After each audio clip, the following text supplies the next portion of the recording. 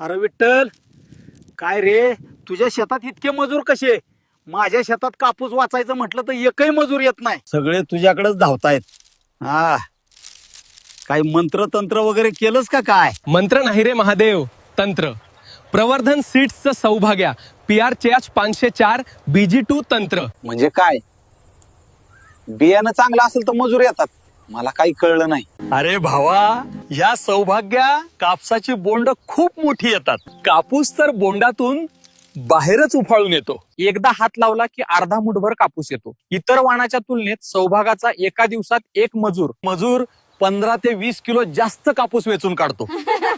म्हणूनच सगळे मजूर माझ्या शेताकडे धावत येतात. असं का? आमच्या शेतात तर पानच सगळी वाकडी तिकडी झालीत आणि तू तर औषध मारल्यासारखं दिसतही नाहीस.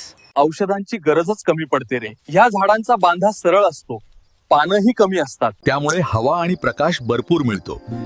म्हणून रस शोषणाऱ्या किडींचा त्रास खूपच कमी होतो. पुढच्या वेळी तुझं ऐकून मीही हे सौभाग्य बियाणंच पेरणार. अगदी छान येतं. भारी काळ्या मातीमध्येही सौभाग्या जबरदस्त उत्पादन देते.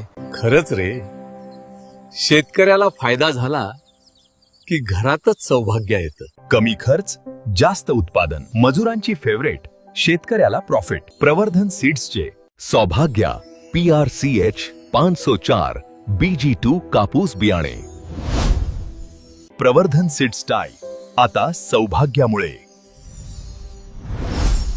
स्वप्ने होणार पूर्ण.